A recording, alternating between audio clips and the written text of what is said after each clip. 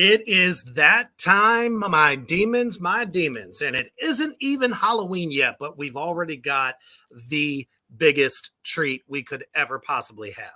So what I want you to do right now is to share this out, share it everywhere. I don't care if it's Testament, fan groups, you name it.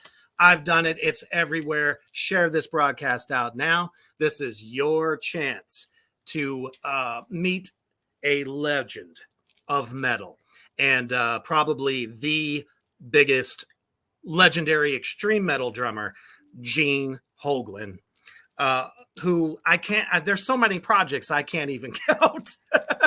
I'm sure half the time you don't know where you are at. I need a scorecard to follow my own career sometimes, I tell you. Well, you know, that's what happens when you're in demand and it's just like seamlessly throughout your career, you have managed to step in at the right time, or somebody, you know, you're just getting done with one, somebody calls you up and goes, hey, you know, I need a drummer, you know, to do the record. And it's like, you're right there. So we're not going to run any commercials today, guys. Not necessary, because I want to give Gene all the time we can. So let's just take it back, man. I've seen so many different interviews you've done over the years, all the different drum magazines, obviously, because I was always big on, you know, Modern Drummer, Drum. You even did Drumeo, which I was like, oh my goodness. You know, it was great for them to finally pick somebody I thought was really should be on there for all the metal guys. And it's like, yeah, that was fantastic. But, you know, at what point did you know you wanted to be a drummer? That would have been by the time I was 11. Like, that's when I had been air drumming for 3 years by then. And it was when I was 11, when I was like, you know, I remember, I've said this a number of times. I remember reading an interview with Peter Criss, and he had said, you know, when I was a teenager, I went to my parents and said, Mom and Dad, I'm going to be a rock and roller and I'm going to play Madison Square Garden. And, you know, that always stuck with me, you know. So I went to my folks and said, yeah, I think I'm going to, you know, become a drummer. And both my folks were extremely cool, especially my dad. However, they were like, well, are you sure about this? You know, like, why don't you get an education? You know, all that kind of stuff. They preach education. And then when I started, you know, around that same time, I was really, really good at baseball. And so by the time my young teenage years were hitting, it was, you know, it's like, hey, you kind of have a choice here, Gene. Do you want to follow your baseball, you know, prowess, I guess, or, you know, you want to be a rock and roller, you know, and that was where the one thing, you know, I had long hair. I pretty much looked like this when I was a kid, you know, like, and rock and roll never told me I had to cut my hair or I can't wear goofy clothes, you know, but baseball always did. You got to cut your hair. You can't wear your sister's clothes to the game. What are you doing? You know, kind of thing. And so that's when I was like, by the time I was 13, I was like, yeah, you know, I want to be a drummer. You know, I got my first kit at 13. I want to be a drummer, and this is what I want to do. And at that time, you know, I was just an enormous metalhead, you know, for all the metal that was out in I was 12 and 13 during arguably the greatest year of heavy metal, 1980. And Yes. all these exciting albums from all these bands I dug. You know, I've been so into music and so into rock and roll since I was, 2 years old. I was what is known as like classic rock now, back in like 1976, 77, 78, all the, Queen and Aerosmith and Cheap Trick and Ted Nugent and Kiss and Angel and Black Sabbath and, all those kind of Especially bands. Black Sabbath. Of course, absolutely. All of those bands, Molly Hatchet, all those bands were my bands, and all of the drumming in all of those bands, Rainbow, Cozy Powell, like huge. Tommy Aldridge with Pat Travers, the Go For What You Know album. I was learning all these records when I was like 12 kind of thing. So by the time I've been air drumming for 3 years, and I'm serious about air drumming. It is a valid, viable way to teach yourself how to play drums. Just because you're not hitting a drum kit doesn't mean that you can't, learn how to play, that kind of thing. So that's kind of what that was my. Let me try to see if I'm not even centered here. Oh, well, whatever. But it teaches you range of motion. Absolutely, and teaches, and also like say, Neil Peart from Rush, gigantic influence on my early days, gigantic influence on my air drumming career. That was, my air drum kit made his kit look tiny. My air drum kit was huge, but he was a huge influence, and so like when you listen to some of his drum fills or his beats or anything, that was the one thing I always really dug about Neil Peart is his writing of drums was very, very cohesive. You could understand what he was trying to do. There were a lot of drummers out there when I was really young that I did not know how to follow them. I there we go. Yeah, I'm waving arms around. I didn't know how to follow these guys, follow what they're like Dave Weckl or somebody, and my goodness, and a lot of Terry Bozzio stuff with like Frank Zappa and stuff. Like when I was 12, 13, I remember learning 2 songs of Terry Bozzio off the UK live Night After Night album. He stepped in after Bruford with UK. He was my UK drummer. I hadn't really heard UK except with Terry Bozzio on drums. Mm-hmm. There was a song called Alaska, and there was a song called Presto Vivace. And now these songs they have recently been released to the streaming services. You used to have to go to like YouTube and catch them, but I remember learning Presto Vivace. It's only about a 2-minute song. It's not very long, but it's just one big, like crazy drum performance. And man, he's still insane. absolutely. And so that, that was when I was like, shoot, I could play this entire song. I could sit behind the kit, play this song. I'm doing it. Okay. It was things like that, little benchmarks. I figured out Neil Peart's licks. I'm now figuring out Terry Bozzio's licks and Tommy Aldridge. I mean, he's got some insane licks as well on that Go For What You Know record. Neil Peart was easier for me to learn than Tommy Aldridge on that live record. So, but all were fantastic influences, and I just absorbed every drummer I could hear. And every drummer in the world influences me. Every drummer I've ever heard ever influences me. And there are some drummers that you're like, this guy needs some work, but he'll be an influence on me too, to show me things not to do, kind of thing. Sure. It's true. So I learn from everybody, even drummers that don't impress me or whatever. I'll learn something from them. So did you kind of like then come from like more or less learning by hearing or? Absolutely. Oh, big time. I'm a self-taught drummer. Isn't that amazing? When I was maybe 12 or so when I got my first kit. I was 13. I remember my sister had a friend who said, yeah, I'll, because I have to take drum lessons. I've got a drum kit. I have to take lessons. And I remember this kid came over. He was probably 15. And on my way to the kit, you had to go through my family kitchen, and there was, one of those big old stoves, just on the Yeah, right before the door. And I miss just those. before I opened up the door, I just did a double stroke on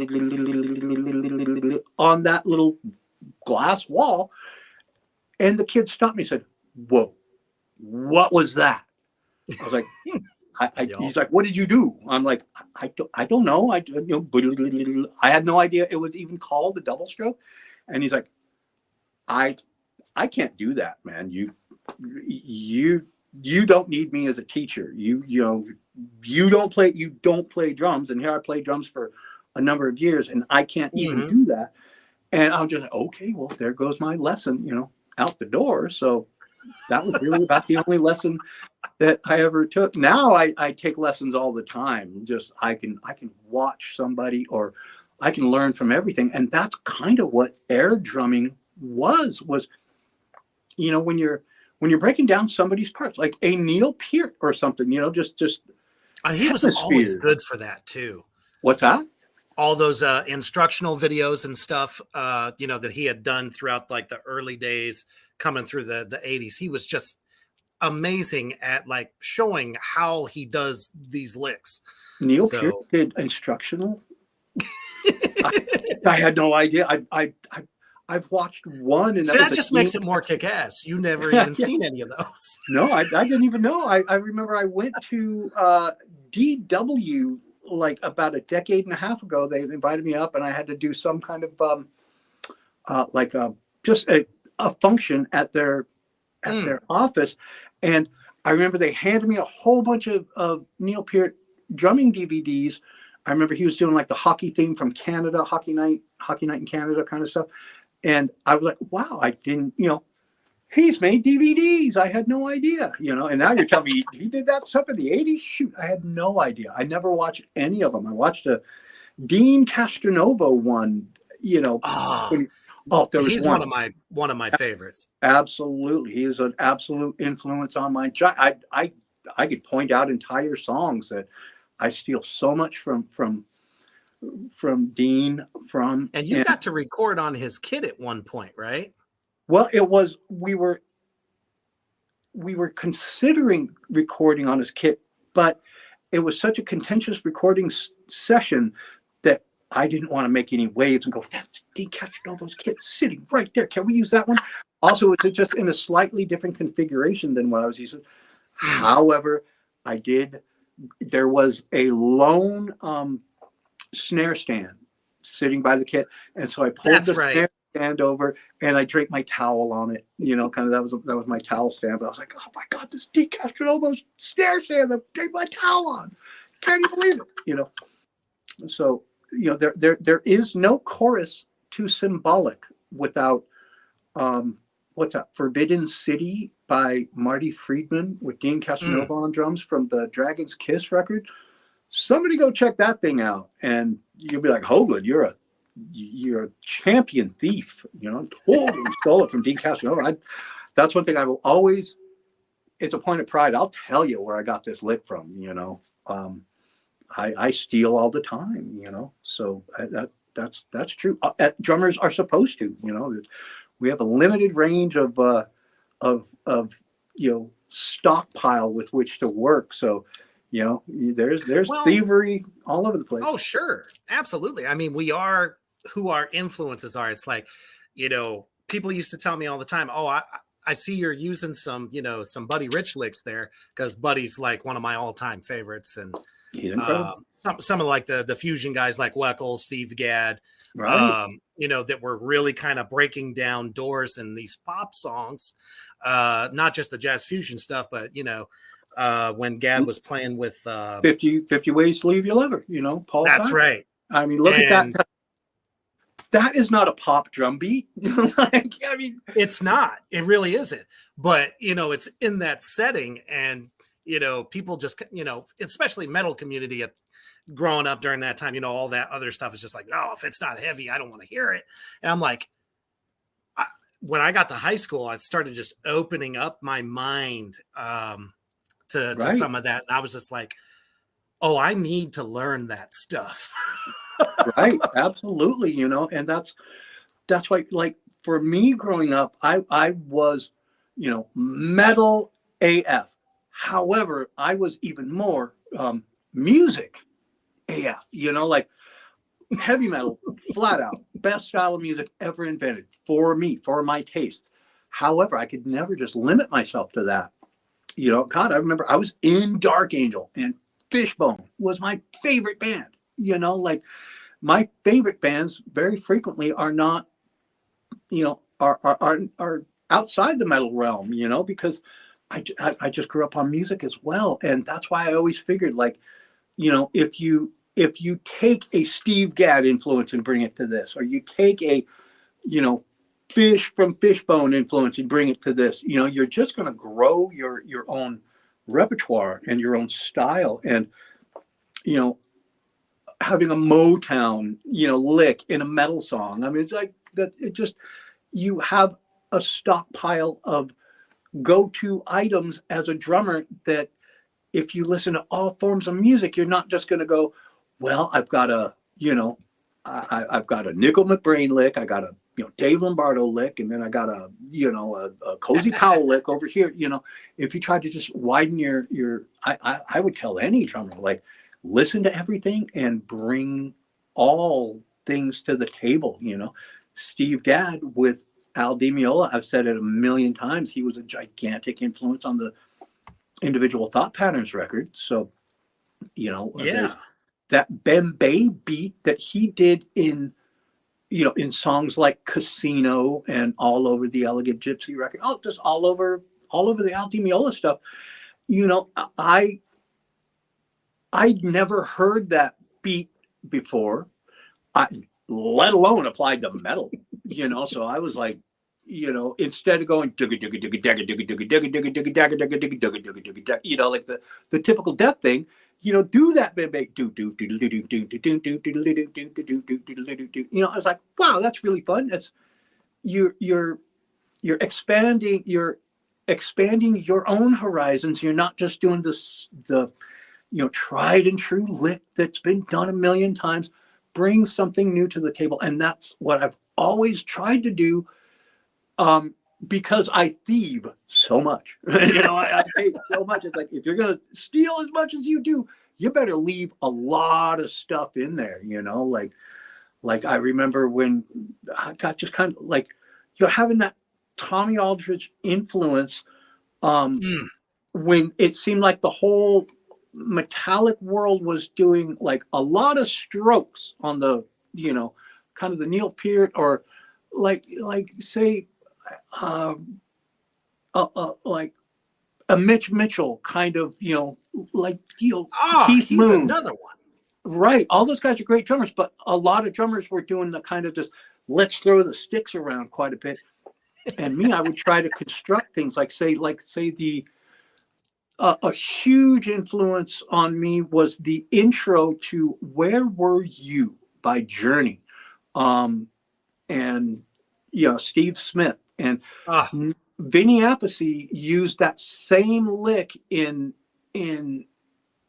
a Dio first album song. It's like all that stuff. But that kind of thing I was so into. And I was like, God, everybody else is doing just, doing like crazy drum fills. And I'm like, let's do some things that involve the upper and the lower, like where you're not just, just, that kind of thing. You're trying to construct some musical fills. But,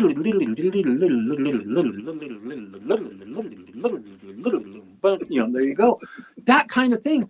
Make it musical, and you could really follow guitar riffs with your. You can, with you're doing that kind of. I've always called them fragmented quads. I don't know if there's a title for 4 up, 2 down, right. 6 up, 4 down. Yeah, I don't know what they're called, but fragmented quads always work for me. Yeah, and like, drummers like Mitch Mitchell, which for everybody out there in Black Flame Land, if you know a little guy named Jimi Hendrix, Right. that was his drummer from Jimi Hendrix and the Experience. And he would do these 30-second note runs. There you go. But he would accent and put a feel into almost like a triplet feel. And, but it was just always going all over his kit. He was just a Indeed. monster. And Absolutely. you can get that effect, but he had the snap. And myself and Human the Hoof Beast, who do Tracks of the Dam, we did a tribute to your best albums yesterday. You'll have to check it out on YouTube. But let me ask, did you play any Mechanism? We did talk about it. Oh, that's fun. Okay, that's just one of those forgotten, complete. But I'm it's not forgotten. I remember when you were talking about it, you were very passionate about it. I sure was, man. Just couldn't get totally killer stuff. I was really excited about that one, but absolutely, you got guys like Mitch. Snap. Darn it tootin'. shows. I agree. You got to have that, and that's one thing. Like today's productions, I'm very fortunate that I do range back to the days when it's like your performance is what's going down on tape. There, that's just all there is to that. You can't cheat. That was the days of you can't cheat. No, you have to have your parts together, and you have to play this song all in one take. You're not gonna. It's just not going to sound good. And God, we didn't know click tracks back in those days. I had, nope.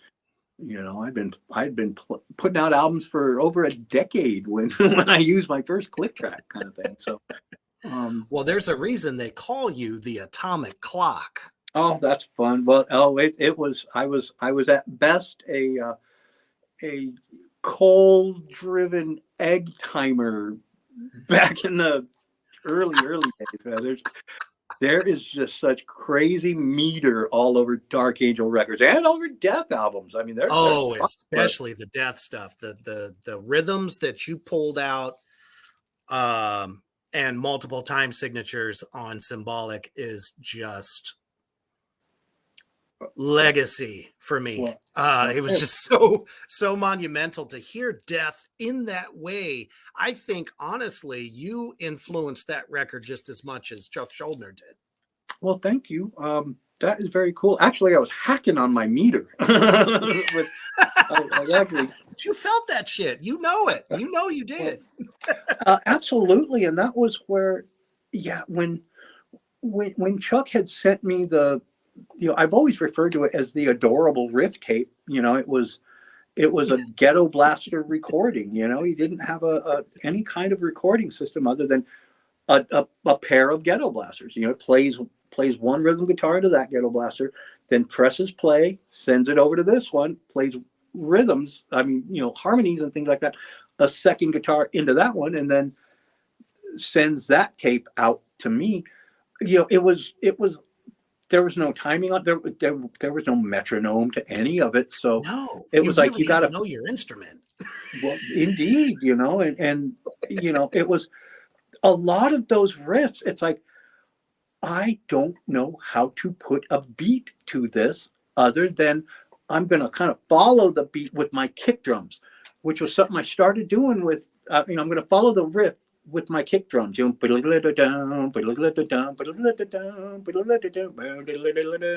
one song, whatever that one's called. And it was something that I started doing with Dark Angel because, I play at the time, I was playing way more guitar than drums throughout my entire Dark Angel career. And I was getting to the point where I was writing these, complex chugging rhythms, that kind of thing,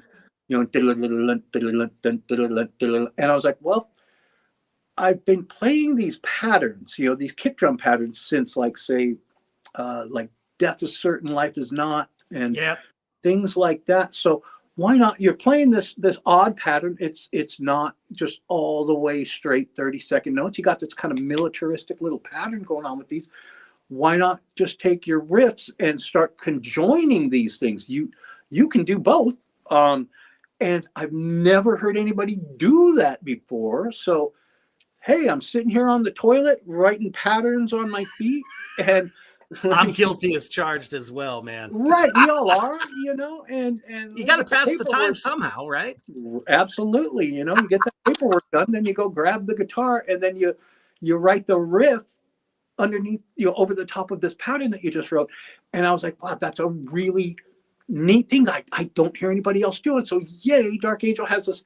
That's our little, like our lob into the pot of soup of riffery and things like that. That's one thing we try to do. And that was one thing, like with those fragmented quads, that was something I was like, well, I don't hear anybody trying this Tommy Aldridge approach or this Steve Smith approach in metal. So try that. The Bimbe beat from Steve Gadd, never heard that before. Try throwing that into Death things. And so that's where and especially on Symbolic. I mean, we kind of referred to the drums on Symbolic as lead drums, like lead guitar. Nice. Because if you notice, the riffs are pretty, just very, they are killer riffs, but they're not over the top technical. I mean, most guitarists can pick up Death riffs pretty quickly.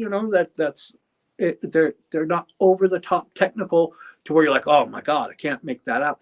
However, on this adorable riff tape, there are some areas where, even though the riff's not that complicated, it's still like, how do you put a beat to that?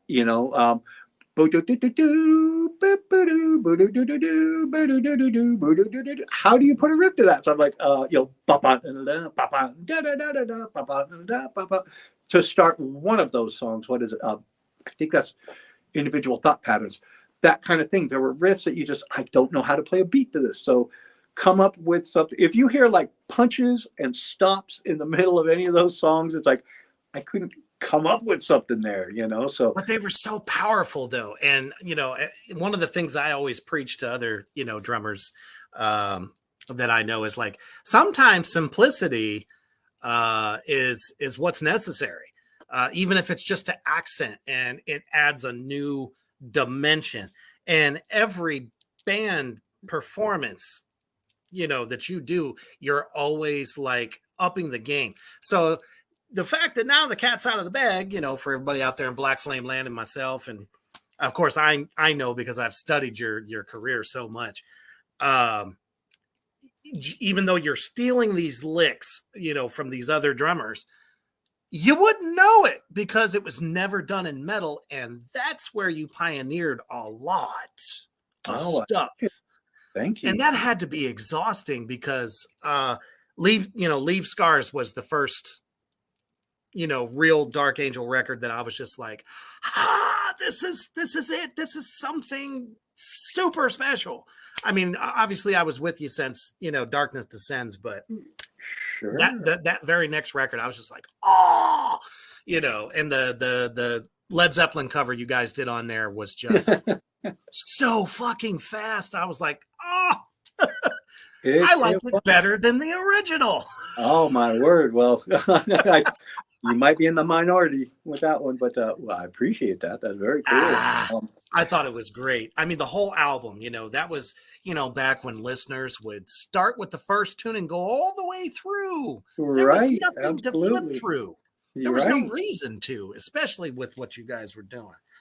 And you were even experimental during that time. I remember a handful of times I would see in like Hit Parader or something like that. Somebody snaps a picture of your drum kit and you had like a broken fan on a cymbal stand or something like that. Like almost like a propeller. Like you were getting all these different sounds. I was just like, this is badass. It was like, I got to quote my friend Paul Kopczynski from Baltimore. He's like, man, I'll play a car door if I can on stage.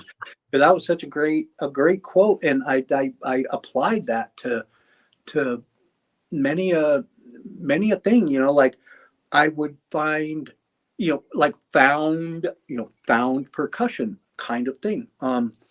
I would, any club we're playing at, a lot of times, like, the the base of a mic stand, like this iPad is sitting on a mic stand right now, like the base, the Right. round base. Sometimes you could try playing that sort of thing, or of course the fire bell, kind of thing, the big red thing. I played those. I discovered over in Europe, back in the day, back when smoking was at every club, Right. they would have ashtrays everywhere, and a lot of those ashtrays sounded great. Oh Might not yeah. smell that good, but No. we would take a like a cymbal stand, pointy part, to pound it through the ashtray, and then I'd be playing that on stage that night. So I'll play anything that just sounded odd and weird, which led to when we got back from one of the tours. Ron Reinhardt's friend Chip Flowers came to me and said, "Hey, man, the guys are telling me that you were playing all these crazy things over there in Europe, like ashtrays and just pieces of metal that you'd find." He's like, "Have you ever played this?" And he whips out the boat propeller. And Nice. no, I never have. Oh, shoot. Let me try to figure out how to mount this thing, because, they got a big giant hole, Oh And yeah. But we figured out a way to mount it, just packed a towel around the thing and set it on there. And that's kind of how the boat propeller was born, just from a buddy who said, "I hear you've been doing this. Try this." I was like, "I will try anything." And I've mentioned it before with the propeller. Was one cool thing about it is you'd hit it. It had a tritone on it. Each blade it was a 3-prong Yeah. tone. Each, gang, gang, gang kind of tone. So every time I'd hit it, it would spin, and you hit it again, come back to do another lick, you hit it, it would spin another time. So I used that all over, like you first hear it on the chorus of Overactive Imagination, that thing there, that little Mm-hmm. ride bell sounding thing. That's the propeller. And of course you hear it right at the top of and maybe you even see it. God, I haven't seen that video in forever. What's that? The Philosopher. um Oh yeah. Oh, that's the that's like opening one of my lick. favorite death songs of all time. That's a really fun one. Yeah, totally. So yeah, I utilized it there. It's all over the place in on the Individual Thought Patterns record. Totally. Mm-hmm. Mhm. Just amazing. Um, Thank you. so actually, I haven't even really addressed this yet because I've just been immersed in everything you've had to say. Um, hello to everybody out there in the comment section. You guys are fucking amazing. Thank you for being here. We have one here from Todd. It says, "Welcome, Gene. Please describe the importance and ultimate effect from playing with Chuck and Steve with Death." So, like, that experience, what has that taken away, and followed you through some of the other bands that you've moved on to? Well, to start with my brother Steve DiGiorgio, a brotherhood was Mm, created then. We had each other's backs from the start, because our friendship predated Death. Every time Dark Angel would head up to the Bay Area and play some gigs, we'd always have Sadis come out and play with us. And Steve said we always knew we'd have a gig when Dark Angel would come to town. We always knew we could play in front of some folks there. And so, but that was when I really got to learn his bass playing, was on the Individual Thought Patterns record. And it was like, I did not know that you could write bass lines like that. That's my thing. Steve DiGiorgio, to me, in my opinion, flat out, mhm. the greatest metal bass player in metal. That's my opinion. I've watched him work. He I've is watched him incredible. construct. Absolutely. His technical prowess is unsurpassed by anybody. However, it's his mind that works in the beautiful way that it does, that constructs these bass lines that are, my God, they are beyond buffering. They are beyond, they are, they stand alone in their tastiness and complexity and just just killerness, and mixing that bass line with this riff and then these drums that are going on underneath it, and he's catching licks. That's the one thing that Steve's great at doing. We are really Yeah. fantastic at doing together. If Which I'm all doing bass a players should do. absolutely, catch those licks, and he does it more better than anybody else out there. He absolutely stands alone in the genre of metal and bass playing. Like, there is nobody like him. And that's, and the fact he's my brother, he's one of my best friends of all time, like we just get each other full on, so that is really cool. And that's one thing that I took from our initial playing days. And one thing that I took from Chuck was, that was my first time being with a project that I wasn't I wasn't a founder of Dark Angel, but that Dark Angel, kind of, I made it my own, in a lot of ways. And with Death, it was like I just had to concentrate on drums. So I became a drummer with Death, and like learning how to communicate with, guys from Dark Angel. I was with them since I was a teenager. I was 17 when I joined Dark Angel. Those guys were 19, so we were all kids growing up together, learning certain aspects of this industry together. And by the time I was with Death, that was 8 some odd years after that. So I knew a few things, and it allowed the communication to be what it was, and Chuck was, he was a very complex guy, like there would be some days when, life would be challenging for him. And so that's when you just try to be a pal and go, look, I know you're going through something, what you're going through, I might not be going through, but let's try to understand how your mind is working with this.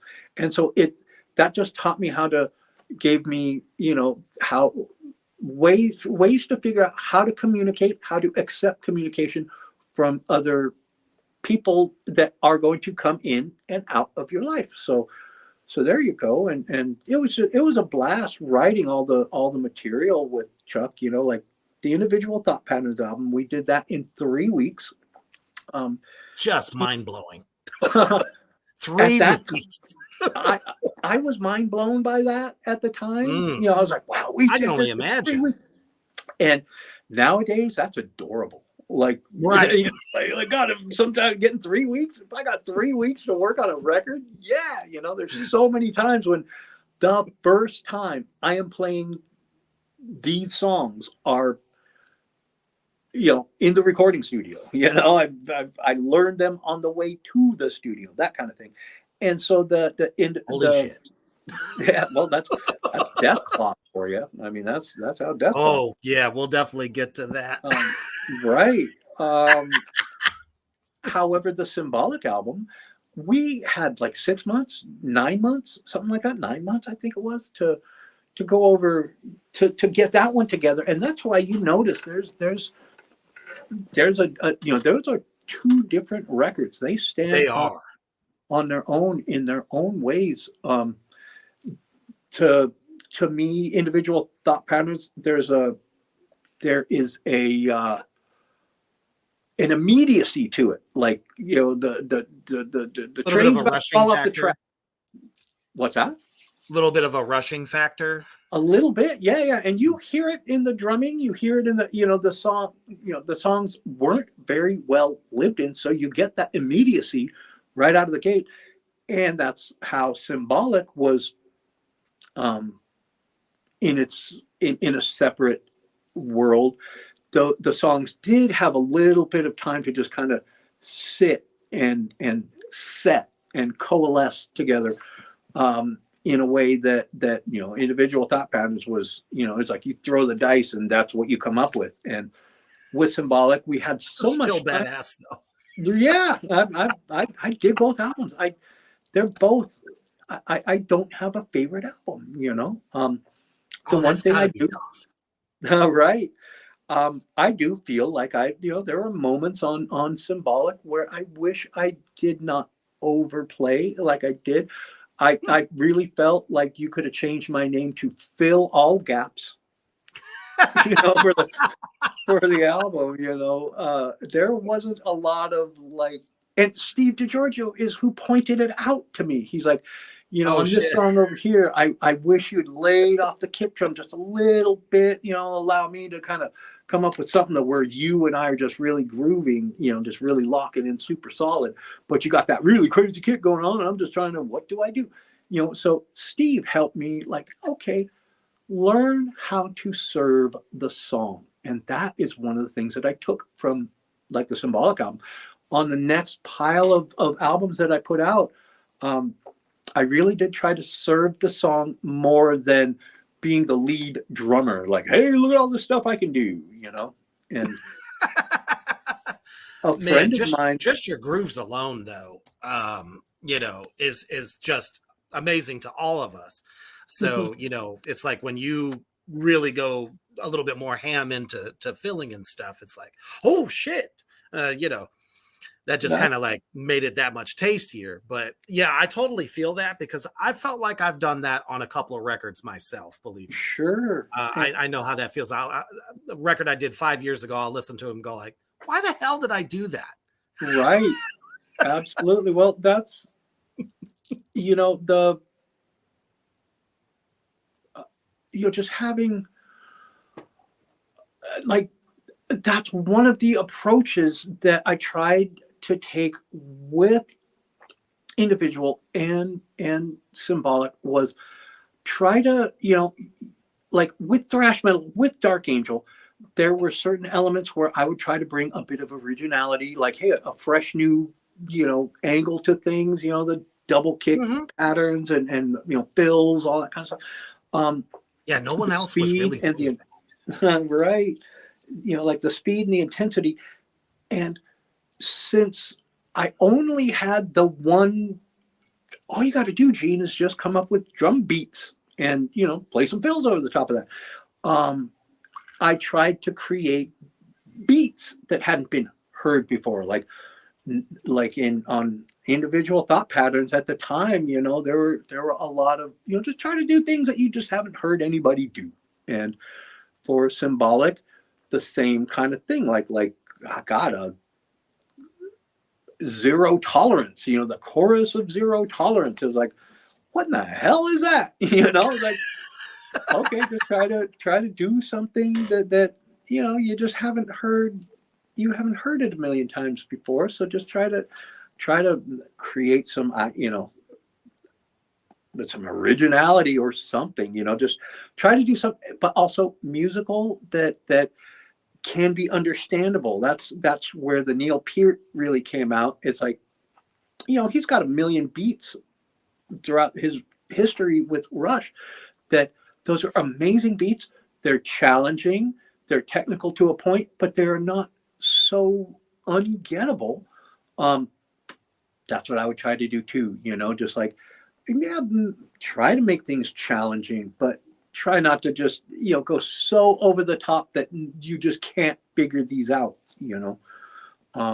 And it's such a big, kind of a transition going from thrash to death metal. There was at one point where you did a record for Old Man's Child, which is symphonic black metal. Right. It's like, was it just fun to go through those different styles? Absolutely. Or And did you none of find it. it incredibly difficult? No, God, no. It's just Gene, be yourself. Just be a drummer here. Just be, like, because I am not, even with, thrash metal, Dark Angel, we never considered ourselves thrash metal. We were caffeine metal, whatever the hell that means. But I was metal on steroids. right. Yeah. Well, I popped caffeine pills before we play, and I was on a lot of caffeine back in those days. That's where the speed came from. The speed Uncle of the No-Nos. songs. Yeah, it was Vivarin. Oh, Vivarin. They were stronger than No-Dos. So that's true. Pop a couple Vivarins, and so that's where the tempos came from, But even then, it's like I'm playing in a thrash band. I'm playing with, under the banner of thrash, but I tried not to be a thrash metal drummer. No, nobody was. There was no thrash metal before. We were, I am OG thrash metal. I'm there from the very, very beginning of it, up in Los Angeles. That's where I grew up, I was at Metallica's second show. I'd seen Slayer when they were kind of the cover band, and they kind of looked like, they were wearing spandex and zebra stripes and that sort of thing. Kerry King had hair. All that. That's when I started working for him. He was, which is a whole nother story in and of itself. Right? Totally. Yeah, totally. Incredible. Indeed. Well, yeah, that's it. And so, punk was our biggest influence, and for me, like, the best punk drummer flat out was Spit Sticks from Fear. If for those who are unfamiliar with Fear's material, check out their first album called The Record. The drumming is incredible, and all the musicianship is incredible with Fear. They were the thinking man's punk band, but they intelligent punk.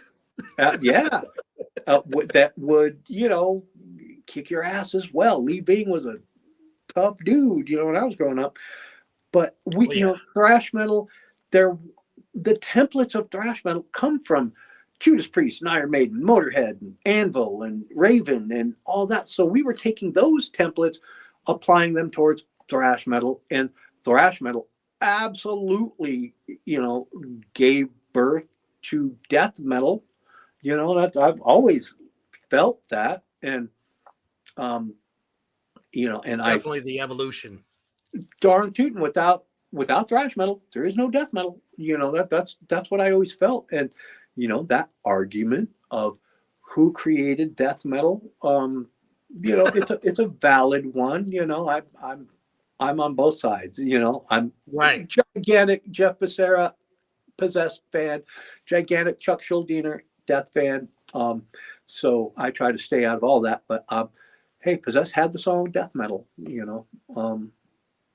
But anyway, yeah, just being able to dip just me into all those styles. It's like I always, even when I was young, it's like I always want to transcend whatever style. I don't want to be known as that's a thrash metal drummer, that's a death metal drummer, that's a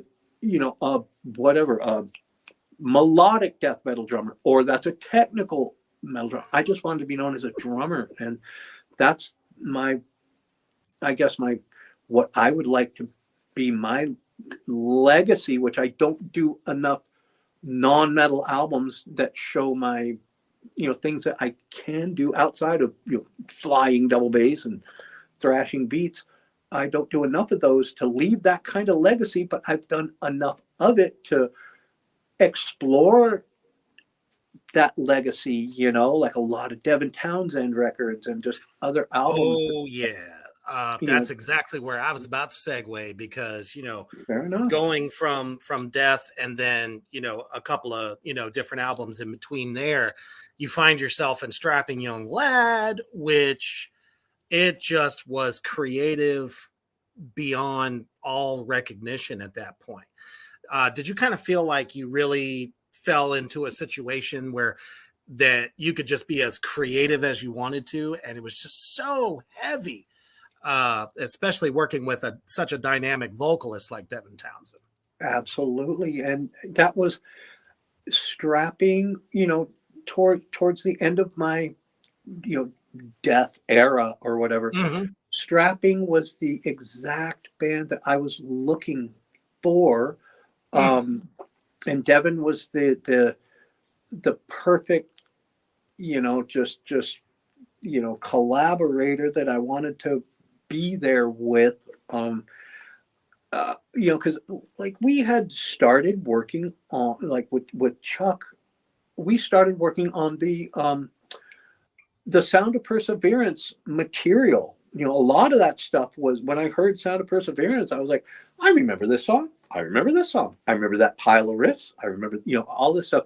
And I was taking the drums into a totally different direction than what ended up on Sound of Perseverance. I was stripping them back because of symbolic being, fill all gaps, overplaying, all that kind of stuff. I wanted to strip them down to where they really started serving the songs, and it wasn't.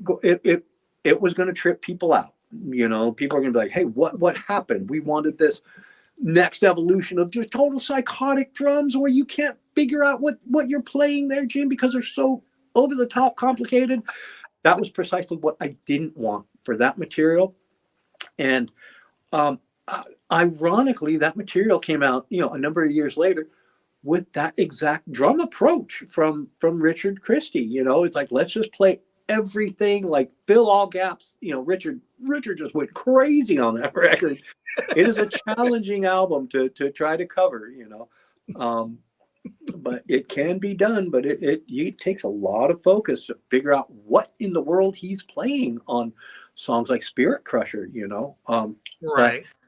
with that being said, I really wanted a project that like Chuck was getting so into like traditional metal.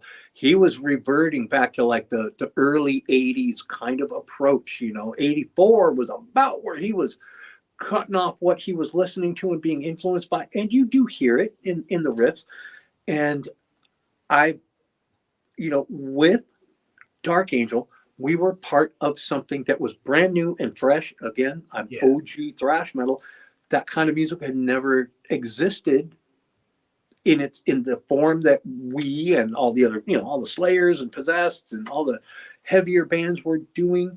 And then when it came time for Death had already gone through, obviously, their just brutal death metal era, and I was a part of their, I guess, second and third eras of the technical metal, technical death metal, and then the helped garner in the birth of melodic death metal. You got your Symbolics, you got your Heartworks from Carcass, taking death metal in a more melodic phase. And kudos to Chuck for not paying attention to what people might be saying, like, man, I just want to hear scream bloody gore, and people were saying that, and Chuck just he had a singular vision, and so, however, that vision for me was, I really wanted to start looking towards the future, and the future of metal, and the future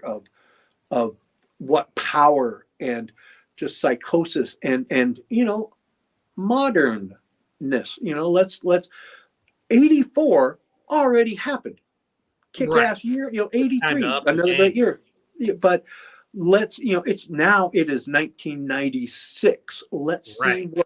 how we can enter, the next millennium or whatever. What kind of new sounds can we bring? New approaches, new everything. And I got that in spades with Devin and Strapping Young Lad, and it was just so amazing to put the City album together. And yeah, that was a great time. We rehearsed that album 4 times, and then we went in to record it. And that was over the course of about 4 months. I remember Wow. meeting Devin in very late February 1996. We met at a Iron Maiden Fear Factory show at a place called the Palace in Mm. Los Angeles. Which, if anybody's familiar with the Palace, that is about an 1,800 seater 1,500 seater. Iron Maiden was playing a 1,500 seater. It was like, whoa, this is crazy. Of course, it was their Blaze Bayley era, but Mm-hmm. Devin and I had a mutual friend who had been trying to get us together. Like, hey, Gene, you got to meet my friend Devin. It's like, oh, I love that guy, man. I love Devin. I watched Headbangers Ball for 3 months straight to see the top of his head on that Steve Vai video. That kick-ass video, Down Deep Into the Pain. What a great song. What a great introduction of Devin to the world. Like, he comes out looking like this kick-ass Cenobite, like, God, how cool was that? It was definitely, very, very original. Absolutely, and so I'm like, that person, I like the cut of his jib. I think that guy's cool. And so when a mutual friend of mine, like, hey man, come meet Devin. He's going to be at that Maiden show tomorrow, that Fear Factory show. Come on out and just say, hey, we met. We set up and we set up a rehearsal. He was in town writing, and we got together and rehearsed. And we only had like 2 hours to rehearse. That was the block of time that we had at my local rehearsal studio. So we rehearsed for a couple hours. I played a number of songs from. He already had Heavy is a really heavy thing out. So I remember learning SYL and In the Rainy Season and a song called Filler and another one called The Critic maybe, and played a few of those songs and just to show him, okay, I got some chops here. And then we ended up writing the song Oh My Fucking God. We had 10 minutes to go. Like, hey, what time is it? We got to get out of here in 10 minutes. Okay, play a beat. Just come up with a beat. And then after you do that beat, switch to the baga, baga, baga, baga, or whatever. And then flip that over to the thrash metal beat. And so I came up with the intro beat to Oh My Fucking God. And that's got some Steve Smith, Vinny Appice, sure. that right at the beginning of it, that was my move then.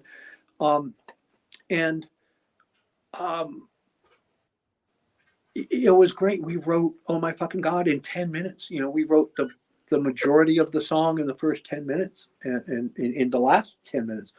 And Devin, as we left, he gave me a cassette he's like, here's a bunch of songs that I put together. Here's my rudimentary drum programming. And when I was listening to that drum programming, I'm like, this is not rudimentary at all. This man knows how to program. And this is 1995, 96 technology. It wasn't we were cutting and pasting. Not as advanced today.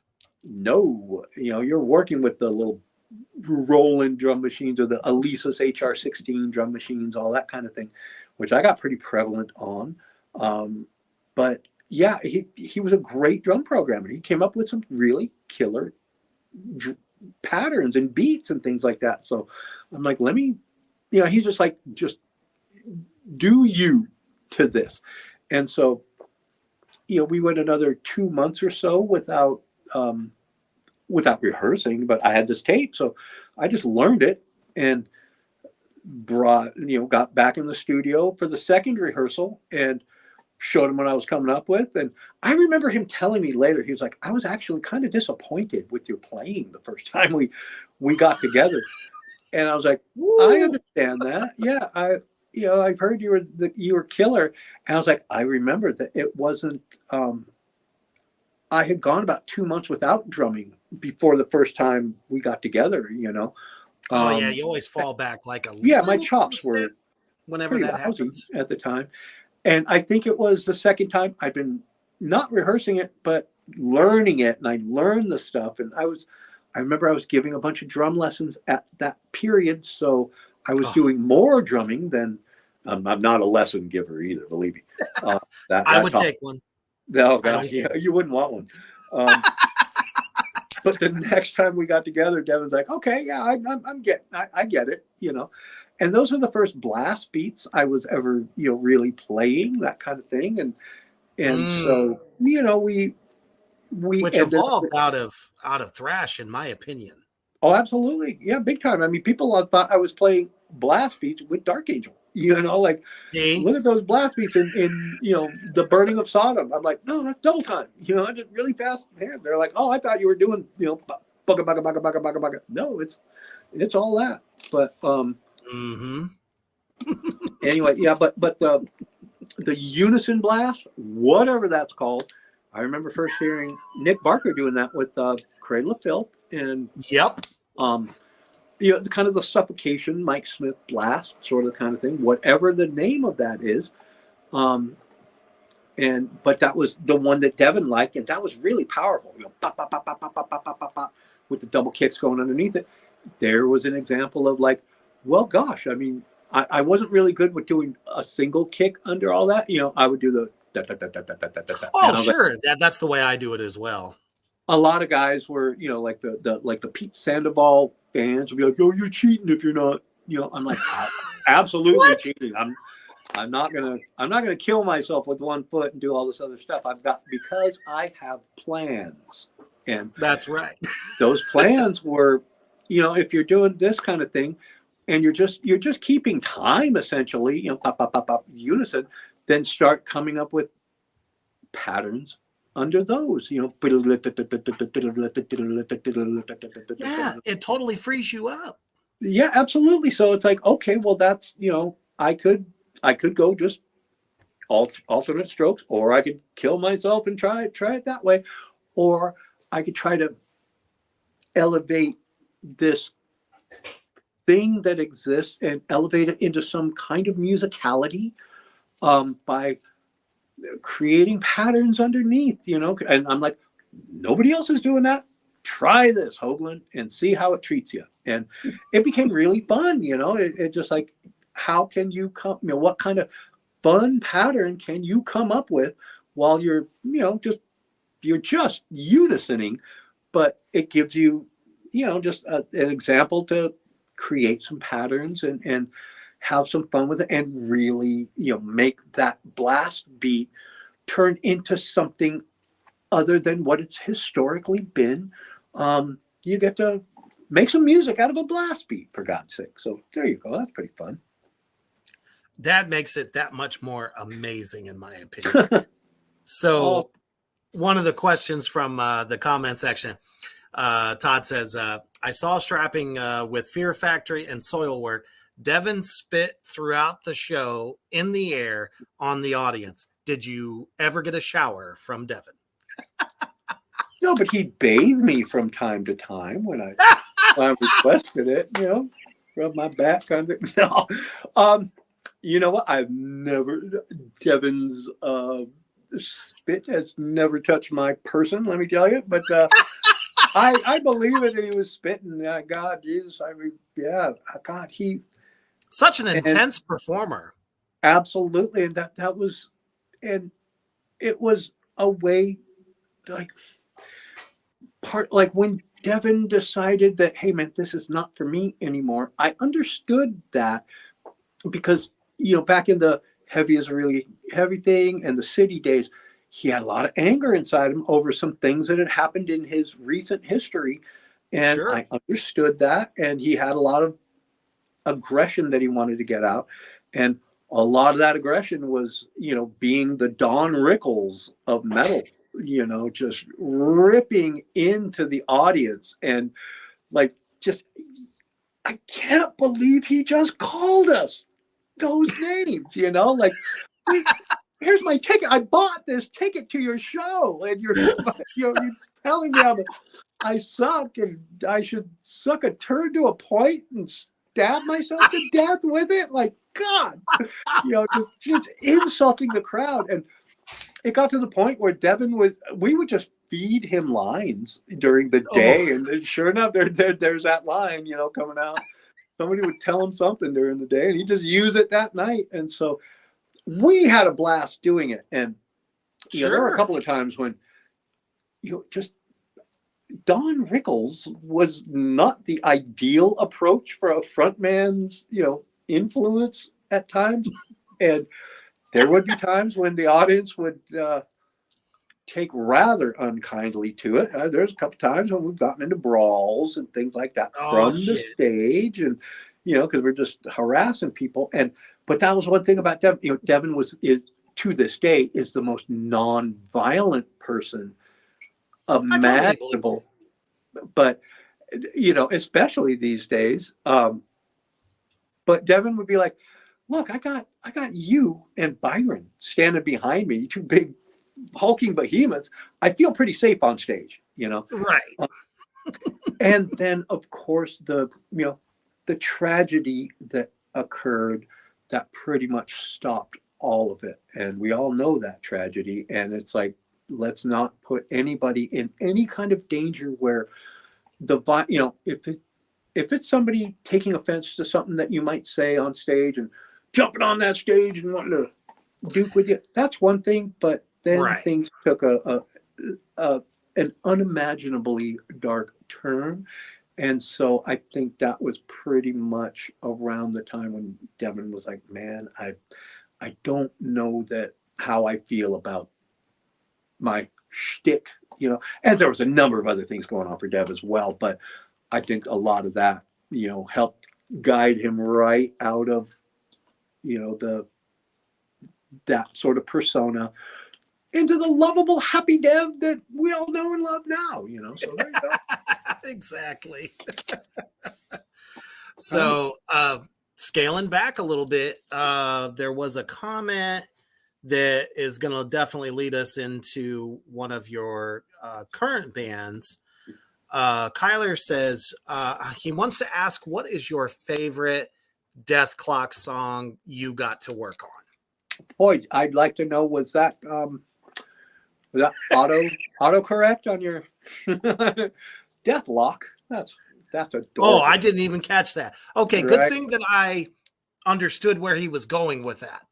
Yeah, yeah. Well, it happens all the time. Like, God, like even with the people tell me all the time. They ask me, "Hey, man, what's Death Angel up to?"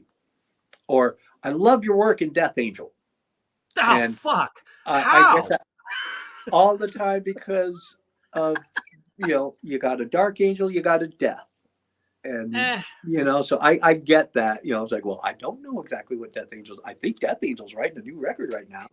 I don't know. I can call up one of the guys and see what they're doing, but Death Lock, we get called that from time to time. So, but you know, right, big old headlock, lock you up. You can't escape. there you go. That's right. But what was my favorite song to do? That I recorded? God, there are so many. There are just so It's many so Death hard. Clock songs that I love recording. I love playing. I remember all the recording sessions. I mean, there are a million. There are tons of albums that I've done where I I don't remember them. I don't remember recording this album. Like I'll hear something somewhere. I'll be like, that sounds vaguely familiar, and somebody be like, "Dude, that's you on drums." I'm like, "Are you kidding me? Like, who is this?" Kind of thing. Um, and but I remember all the Death Clock recording sessions, and just and a lot of the Galacticon stuff as well. I got to admit, Mm. first Galacticon album, I don't remember recording. There's an example. But all the Death Clock stuff, God, I'm so like I care about Death Clock. I care about Brendan. I care about the entirety of Death Clock, that I really immerse myself in Death Clock. And, it would be hard to choose one song out of the many. I can tell you flat out my least favorite song to record. That was Laser Cannon Death Sentence. God, brutal. That was brutal. Um, Bit of a workout. Indeed, I freely admit I had to take that one in three parts. There's no way I'm going to do this entire thing like this, so I took that in three parts. Um, but yeah, there are just so many killer classic Death Clock songs that how do you choose one? You can't. Right? There are just so many kick-ass tunes, and just having getting Brendan is also an amazing drum programmer. He comes up with great stuff. And Brendan is always like, dude, I suck as a programmer. Just the drums on here are I always say that. basic templates. Just you figure out something that A is fun for you to play, and B, just make it. I have it. This is so rudimentary. I have a feeling you can up the game on it, and by all means do so. And so, however, that's like I was saying earlier. Pretty much every DethKlok album, with the exception of this latest one, Death Album 4, the first time I am playing the songs in the studio is the first time I'm playing the songs. Like, what's being recorded is my first time playing the songs. So there are times when I might have gotten, because we album number 1, we mentioned it a number of times. We pretty much constructed it as we went, song by song. Brendan would have snippets of songs, and we would just kind of build the songs as we went, kind of thing. And then, I would take a moment, kind of put that entire song in my head, and then come back into the studio and track it. So we did that for the first couple of records. And by Death Album 3, I think I was starting to get like some tracks in advance, but I was never given, they came pretty close to the actual recording session. So I was able to kind of check them out on the way to the studio, learn them on the way to the studio. And then, we got a few days to record. So, take 2 songs the first day, just try to learn them. And at the hotel that night, take the next day's songs, just try to burn those into your head. And that's kind of how DethKlok worked on this latest album. This was the first one that, since it was going into the movie, Army of the Doomstar, a lot of these songs were being written for, this might go in the movie, this might not. That's how early that's how early I was involved in the process. So having the chance to take a crack at the songs on my kit. Oh, by the way, my kit is sitting right here, by the way. I'm in my virtual studio. This is, let me see if I can do this without breaking the. This is the kit where all the magic happens, people. Yeah, I've got a number of them. This is my recording kit. This is the one that I've tracked. Let me see. Death Album 3, the clock opera thing, Death Album 4. I did, let me see, what was the latest, what was that latest Testament record? I'm looking at Titans of Creation. I did that one. I've just done a million albums with this kit. It's a great recording kit. And my metal, just deliciousness. Yeah, right. That's pretty fun. And I'm going to be bringing my drum tech, Jeff. Oh, shit, I knew that was going to happen. Oh no! Gene's down. Gene's down. No, let's see. I did not. The screen did not break. I was always afraid of that. That's why I didn't want to move that. These little. Oh no! What? Just got to get your mic back on. Wonder if I can fix that. There we go. He's back. Yes. Yeah, I accidentally hit that button. But yeah, that was my main concern, because these little holder thingies, they don't hold. I mean, it's been doing so well.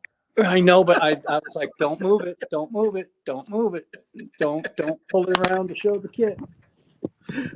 No, I my heart just like went through my ass just now. I was like, mine too, because these darn iPads are so damn expensive. I've broken iPads doing this exact same thing when I was streaming, doing the exact same thing. Just fell through. Usually, I'm smart about it, and I put towels at the base, because it's just a mic stand, and right. It's got I took the mic stand off and put one of those little gripper jobbers on it. Tell you what, I'm gonna take my shoes off. I'm going to set them at the base of this. So if it happens again, at least, because it banged on that thing. Okay, there we go. At least something will grab it. We'll take it. All right, there we go. That'll do. Awesome. But yeah, it has been through a whole bunch of stuff, and I'm bringing my drum tech Jeff is bringing my my chrome kit. That, you know, if anybody seen me playing a chrome kit over the last few years with the attack rack, that's coming back into the studio here pretty soon. You know, just it's a fun kit to play. I have kits stationed all over the world, so that's pretty good. Is that the one? That one right there.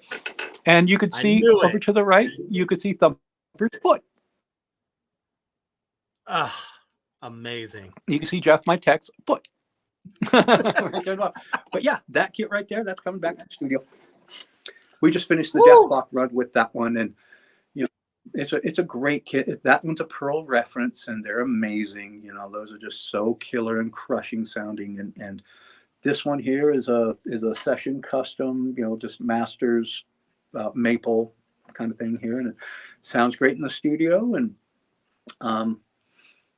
yeah, so I've got a bunch of kits, I tell you. I've used export series in the past quite a bit, especially for like a lot of the like heavier stuff that I used to do.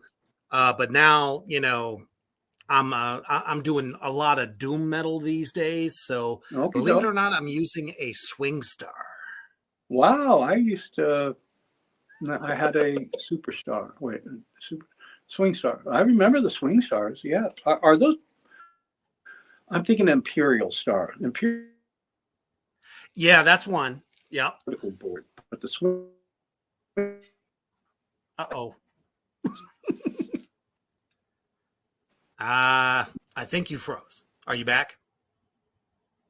No, I'm here. Yep. Awesome. Perfect. Yeah. Okay. Yeah. You froze for a second. I didn't freeze. You froze.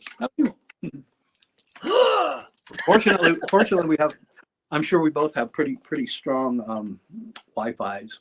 You know, streaming Wi-Fi. I got streaming Wi-Fi in here, so I hope I didn't damage this iPad by dropping it. But there you go. Probably not.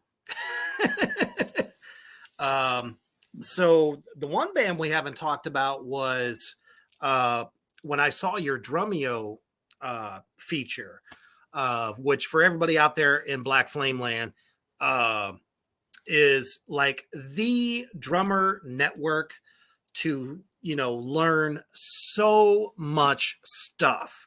And for like the longest time, which don't get me wrong, me personally, I loved seeing a lot of like the fusion legends and the, you know, a lot of the funk that was brought through there as well. But they finally had Gene on, and you opened up with a which I believe was the current Testament record at that time, and it was just sick, and I immediately ran out and bought the record. Fun. Well, thank you. So how did you find yourself playing with Testament? Well, it kind of goes back initially to 96. Chuck had reached out and said, "Hey man, we're kind of in between drummers. You know, might you be interested in coming up and jamming with us?" And at that time, he said, it might not be under the Testament name. And I was like, "Well, Chuck, you're a vocalist, you know, that, you know, you're a formidable vocalist, you know, wouldn't mind working with you. So that sounds pretty cool. So let's see how it goes." That ended up being the Demonic record. And, you know, Chuck's, I remember, you know, that album, it was a challenging Testament album for Testament fans due to the vocals. I thought Chuck did a great job, and I loved that album. I thought it was a great record, you know, like insane of a record. I loved it. I did too, man. And I was like, man, you Testament fans, I mean, let this band evolve, you know, like don't just on them because they're not doing Trial by Fire or In the New Order or Into the Pit. Again, they're trying something. They're trying to evolve with the times, and let this band explore their position. Next album, The Gathering, comes out. Everybody loves the hell out of that one. Doesn't sound all that much different than Demonic to me, but it's aggressive. It's like sticker shock. Right. That's kind of it. They just like when people heard, Symbolic for the first. That album was not universally praised by any means. When Symbolic came out, people were like, what the hell happened? So I get it. That's why I'm never afraid to be involved in a project that's going to push some boundaries and maybe not give you, just give you what you expect on a silver platter. Like I'm very cool with like people scratching their heads after hearing a record, like Alien or something, from Strapping, like any of that stuff. It's okay. That's those purists we're always talking about. What's that? The purists. Oh yeah. Oh, absolutely. Yeah. Well, you gotta love them, and they're backbone of everything. I'm not much of a purist on a lot of things. I'm okay with evolution and things like that. But when 2011 rolled around, I got a saying, look, we have a deadline for this album. Paul is our drummer, Mr.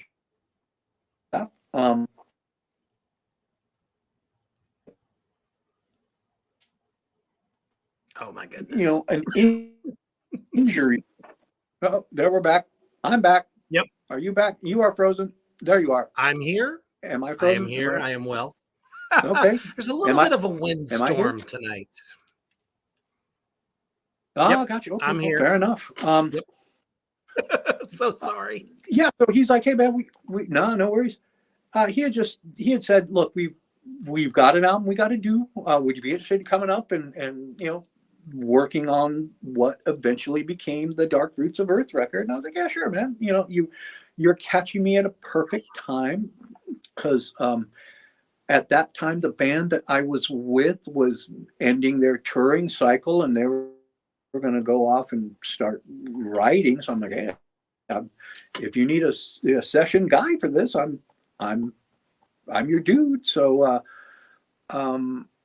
we took a couple of months, and 6 weeks or something like that, maybe. Or no, I'm Scott. What am I thinking? 3 weeks. Yeah, 3 weeks. Jesus, another album put together in 3 weeks. And then I remember, a few, I left the session going, hey man, guys ever need anything, just reach out. If I'm available, if you need some road work out of me or anything, just let me know.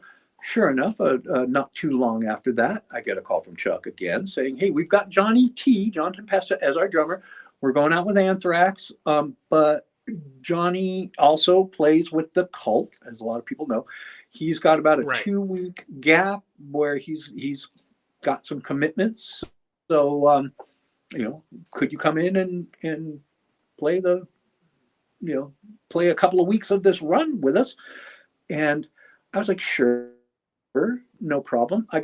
Chuck sent me a set list, and I learned a number, I learned the songs that they needed. It was mostly from just listening to them. I didn't get kit action with that, because I was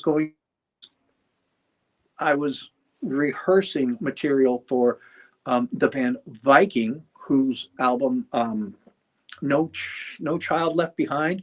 I was going into to track that, and then directly from that album, like I was leaving when the night I was done. The next morning I was leaving to start up with Testament.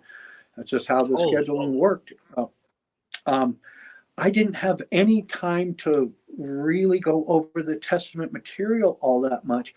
And then, like the day before I'm leaving for the the Viking record, I was going to spend like 3 days, 4 days in the studio with them.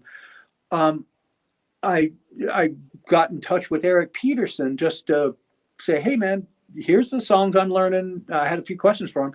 He's like, well, send me that list that you've got, and he sends me a text back going, these are not the songs we are playing. When did you get this set list? I'm like, Chuck and Johnny T sent it to me, and he's like, this is not our set list. Like, what? I'm like, okay, well, send me the proper set list, and let me try to figure that thing out. Yes, so please. There was a number of songs that were not on the original set list. So I remember getting no time to go over it before, because I'm in the studio now. I'm in Fort Wayne, Indiana. And it was one of those Holy things, crap. like, this is how I work. Like, I'll track a number of songs that day. That night at the hotel, I start working on the next songs for the next day.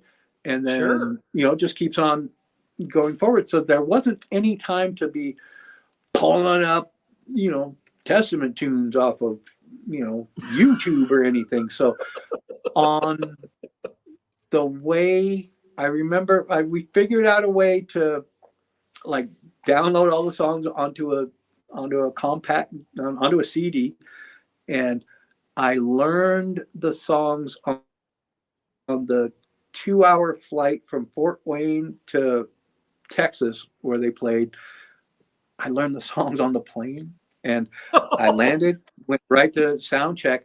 But they had told me, like, no worries, man, we're going to get an extra super long sound check. So we're going to be able to rehearse. Maybe we have a 16 song set, something crazy. We'll probably get to rehearse 10 of those songs. And I was like, okay, well, that's helpful. We got time to do one song in sound check. Whew. And that was it. And I remember that song was The Preacher. And man. That was the one, that was the opening song that night. So we at least got the opening song together, and then I just winged it. And that's the mark of a true musician, though. You know what I mean? Some of the, even like a lot of the jazz legends and stuff, I mean, sometimes that's just how it is. And if you really know who you're playing with really well, it's like you can just follow them, even if you don't know the material to a T. You know what I mean? Well, there's not a lot of metal drummers that can say that. There just isn't. Fair enough. I do know that I have experienced some things that a lot of other drummers or people might not have experienced. So I just try to put all that experience towards the next time something crazy like this happens. Right. People know about me jamming with Opeth, and that came about in something very, very similar.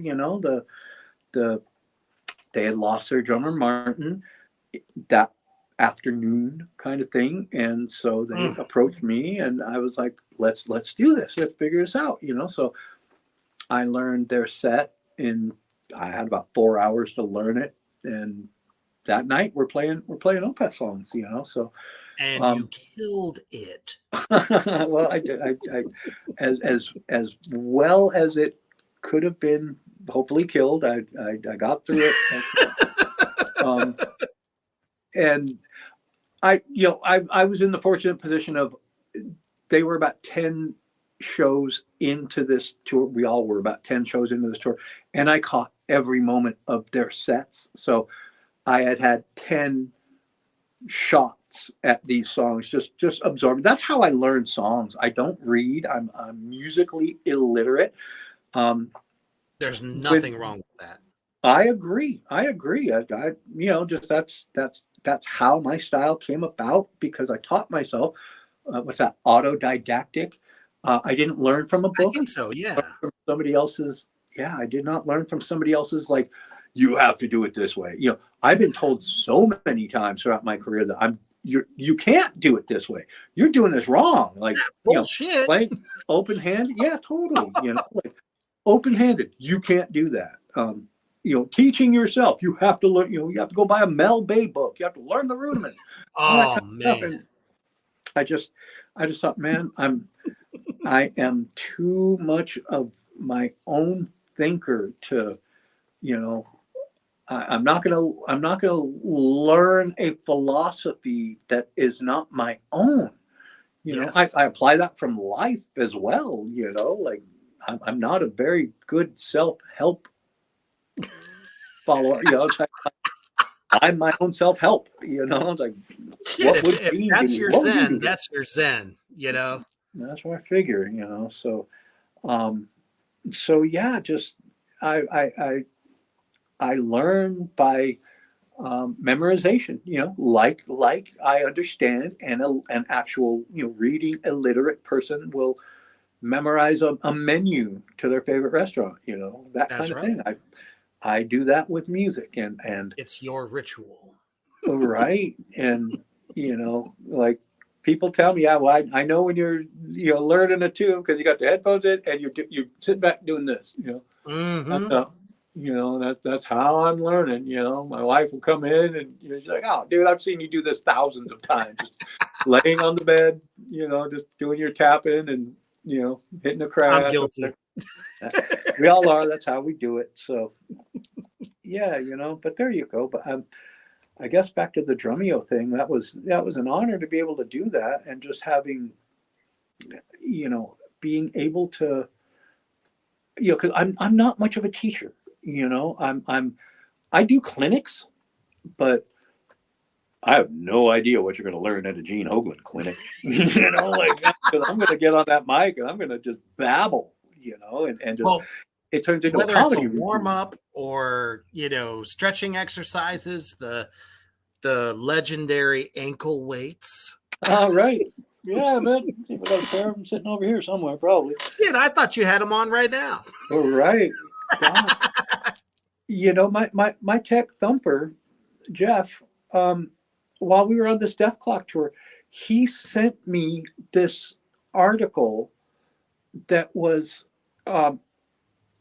he's about the only well I don't read a lot of articles on myself, but he's like, dude, like, and he said, like, what kind of cockamamie horse shit is this?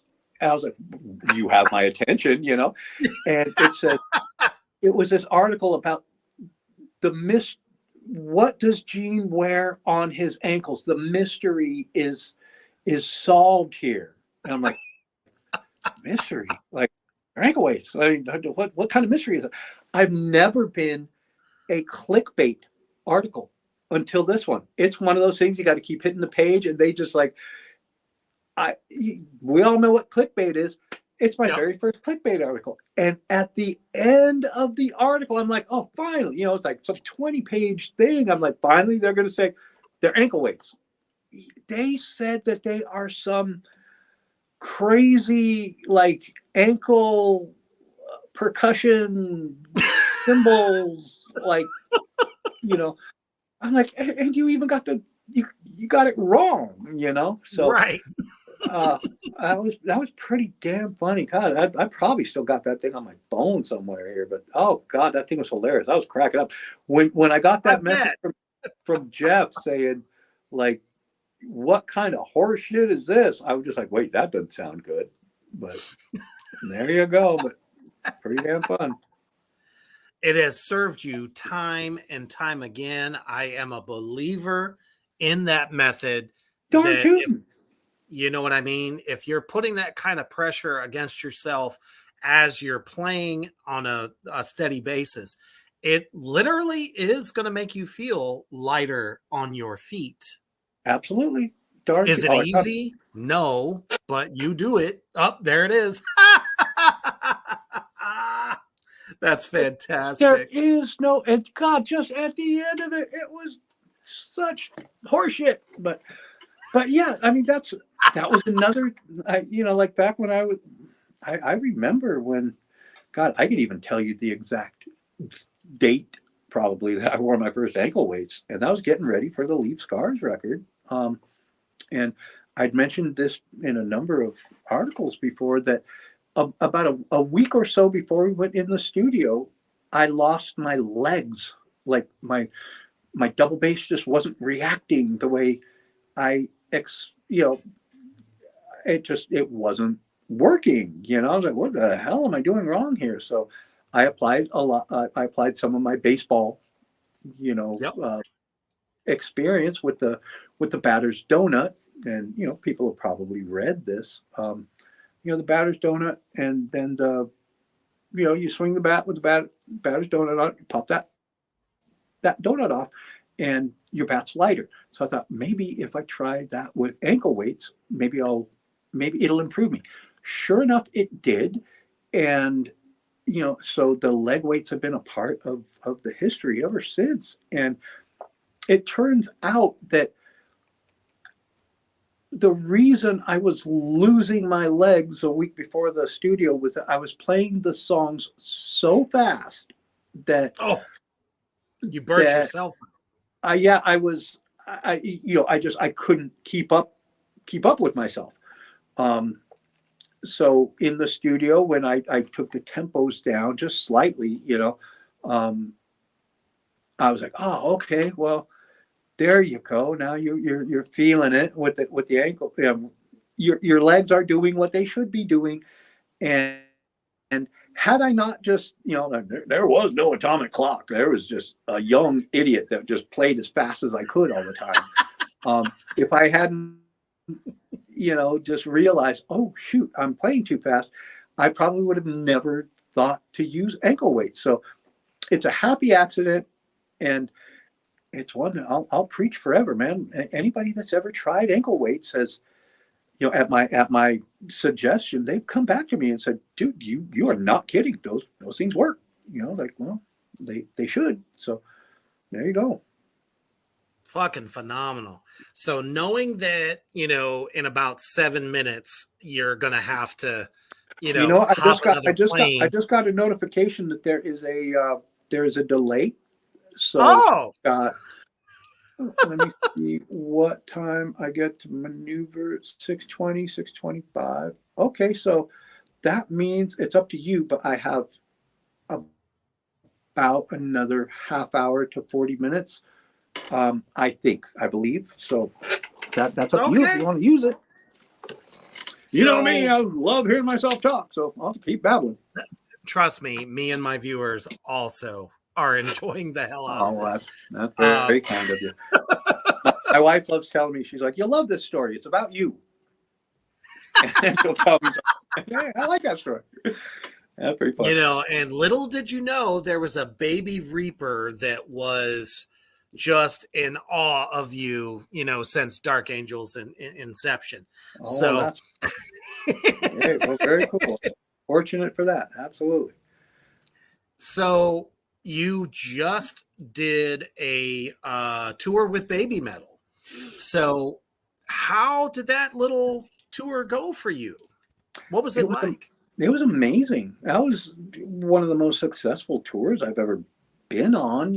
I mean, I'm pretty fortunate that most tours I do these days, we attract a lot of folks to, and Baby Metal was a gigantic run. DethKlok was co-headlining it with Baby Metal, and I admit I wasn't all that familiar with their approach or their music or what they did. I never YouTubed them. I was familiar. It's definitely an acquired taste.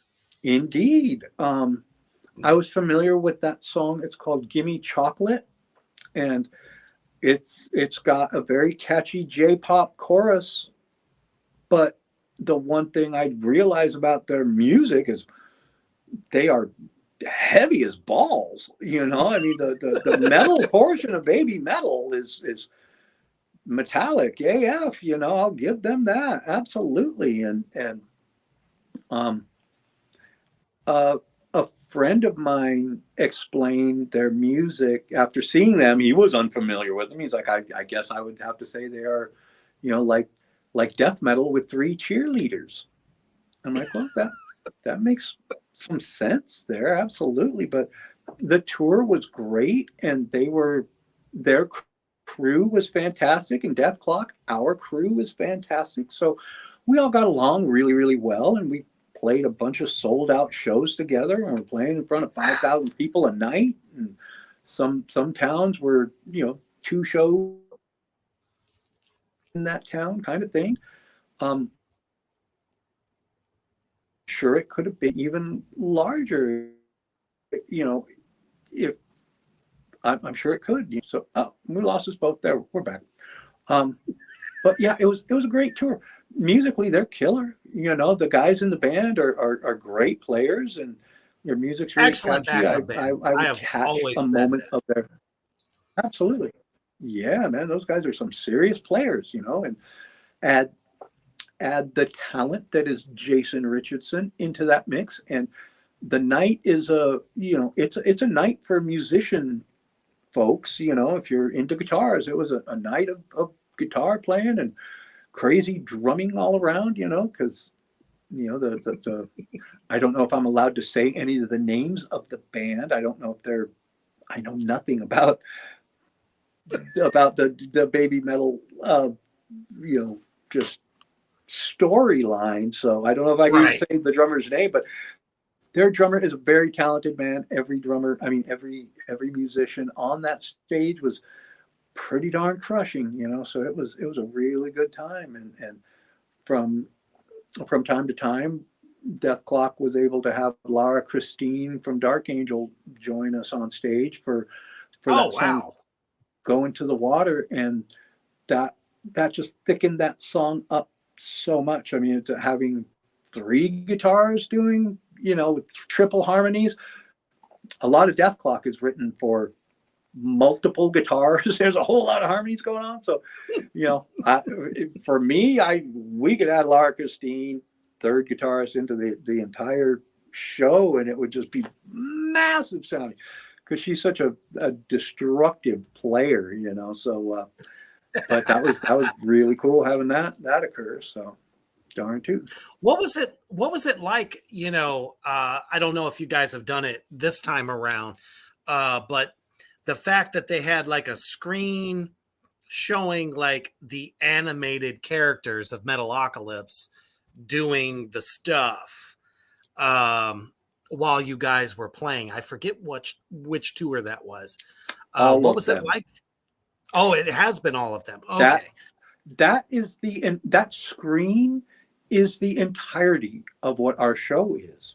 Like that screen, our lighting on the band, we are in shadow, so Oh my it's kind of like man. a Mystery Science Theater kind of Yeah. thing. There's no front light on the band. We want you looking at that big gigantic screen behind us and getting just mesmerized by what's happening, and you're being pummeled with this extremely just aggressive, tight music that is just, it is an absolute assault on your senses. Oh Like, yeah. just like you cannot explain it. You have to experience it. And there are so many folks that, you know, throughout history where, I'll be talking to somebody after the show, and they'll be like, guys that are like older than me, they'll be like, look, I've been to every single concert or club show or whatever for 30 years, 35 years, or however long it's been. I've seen the club shows, I've seen all the arena, big, gigantic shows, and this was the best concert I've ever been to in my entire life. And I would get that repeatedly. So that's pretty darn cool, And that is one thing that it's my responsibility every night to bring you the best possible show you could ever see in your life. So um, all the entire show is all to click track, and what the entire show is, it's one file. It's not like we stop the songs in between the songs. Like there is no time to stop. Like if you see DethKlok, it's just like assault from start to finish all the way. So Woo! there's no breakage in the set at all. There's 2 to 3 seconds in between songs, and we're off to the next Damn, one. do you even get to sip water in between? No, no, I don't, and that's why Oh man. I play with I use breath mints now. Okay. I do Yeah, that with Altoids. yeah, but this is what I pop a mint, and that's the hey Pure, give me a bunch of free stuff. No, that's the breath mints that I use, and I've got Oh, they should sponsor you. Shit. darn tootin'. Yeah, God, for the amount of expense these things are, man. These things are really expensive. I can imagine. But there's no aspartame in them, so that's why I use these. But yeah, I pop breath mints, and there are times when, like, there are tiny small breaks in the songs, like when we show a little comedy routine behind us, like Right. Bass Bones is up there babbling about something, or like there'll be a moment towards the end of the set where Nathan and Squiscar and Pickles all make an appearance on the microphone, kind of thing. So then that's when I get to drink a little bit of water. But for the most part, it's just go, go, go, go, go. And Woo! there's no room for error. No, not at Like, all. well, I've over the past 4 or 5 years, well, what year are we in? I guess approaching 4 years, I've started rehearsing the show with a monitor with just I have a copy of the show. Brendan and I put the show together, well in advance.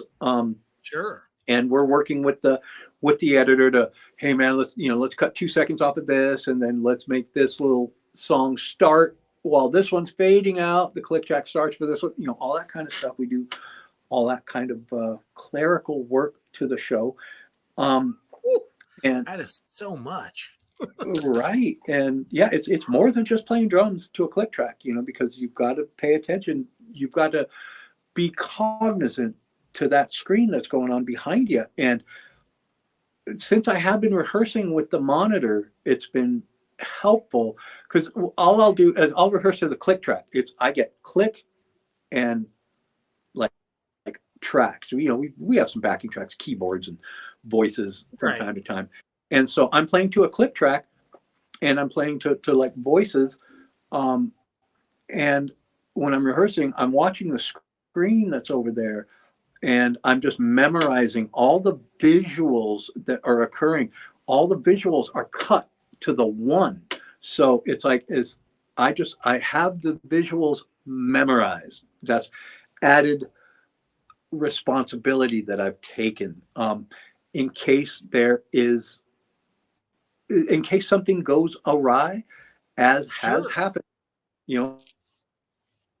just on this tour. I forget where we were at about a month or so ago. We're waiting for, the show started. I'm waiting to hear the click track start, and nothing is happening. And so I'm like, oh crap, and it's instantaneous, like from the opening, because we play that song Death Theme, the start of the TV show. Oh yeah. That's our opening song. We do kind of an extended version of it. But if the click track is not going, then oh shit, So I'm looking over there. There's just a strobing flash. We do that for 16 times, and so I've already started the song late. Because you get a 4 count. You get a 4 count to come in on that thing. So I'm looking at the screen here, and I'm playing. And I also have to catch the song up to the next one, because now we're a little bit off. Like I've started it late, so I got to catch up to things like that. Happen. They just happen. And they do. That's why they pay me the big bucks. Because I'm all that responsibility is on my shoulders. If something goes wrong over here, a technical problem, I've got to take the entirety of the show in mind and get us back on track. And so that it happens from time to time, and I'm pretty darn prepared for it when it does. It took us 2 songs to get the click track back. And by the time we got the click track back, um, I and it was the second song in the set is from the very first album before Mm. before like Brendan and I were super involved with the cutting. So now everything's cut really sharp. That song is a song called Briefcase Full of Guts. It is not cut to the click. It's just kind of cut randomly. So I'm trying to figure out how do I get those random shots? How do I get those locked up onto a one? And, I'm not patting myself on the back, but I did a really good job that night. And like by the time we got to the end of that song, the song, we boop, Hmm. boop, 2 clicks afterwards, and so we were that close to, and we were miles off. So that was pretty exciting, and everybody was like, Gene, how'd you do that? Oh my God, that was amazing. Holy shit, Jesus, man, that's just one of the most incredible things we've ever seen ever. And I like, thank you, but this is my job. This is my Right. job when something like that happens. So I appreciate it, but let's, what it was a stripes or whatever. Let's not start sucking our own D's, or whatever. Like it's. I'm supposed to do this. That's what I am here for. That's when Brendan says there's nobody else that can do this like Gene. It's like for stuff like this because it's my job to get this done. It's something, if some kind of fire happens, it's my job on stage to put that darn fire out. So there you go. Honestly, I don't think any other. I mean, there's all kinds of big names in extreme metal drumming that could do that. You know Well, what I mean? I have 17 years of experience at it, so that's one Which thing. it shows, man. Well, that's pretty I mean, cool. that's the mark of a true professional. No, Um, you know what I mean? And that's what I try to do that. It's like if somebody misses a riff or something like that, or forgets a part, I know how to like keep everything right? going to let the crowd know that nothing bad happened. We planned this. Yeah, that's how you do it. Yeah, totally. If you make a mistake, when it comes back around, make that exact same mistake, and people are like, "Oh, he meant to do that," that kind of thing. But yeah, that's the excitement of playing live. Even when you're playing to Oh a yeah. click and you have so many intangibles that can occur at any time. That's part of the excitement. That's part of you know that's part of why we do what we do. Because there's a that X factor of craziness that could happen. You try to mitigate that, but if it happens, you just you show your experience by getting that train back on the track and uncapsizing the boat kind of thing. And do you use inner ears for that? Yeah, For I DethKlok? do. I do. Yeah. I have always said that I think the era that we're used to. I mean, I started obviously later in the game than you did, but not ever having inner ears in the past. And all Right. you had was like a monitor sitting next to either your left ear. Well, yeah, it was Right. almost always the left ear. Like that's all you had to go off of to hear the rest of the guys, Right. because the venue is just pointing out to the crowd. Hmm. So, I think that experience that you have of so many years of doing that, like makes doing, fixing the problems like that much easier. I don't know if you feel that way, but Well, that's that and memorizing how shit goes. right. Like I can play the entire Death Clock set with no backing. That's just I spend my entire days preparing for the show that night. Um, like that's the only thing I'm on the road for. That's the only thing I'm there to do is put on a great show for everybody every single night. You cannot have like this goes with any of my bands. you cannot have an off night. Like, Nope. there could be some kind of tragedy going on in your life backstage. And, fortunately, mine, not Sure. usually like, there could be something really crazy happening. You're, Doesn't matter. it does not matter, and, that's, you know, we are here to entertain. And, I realize I'm only an entertainer, but I take my job pretty darn seriously. So, It's the best job in the world. darn tootin'. I've always said that. I refer to myself as the legend of lethargy on many occasions. LOL.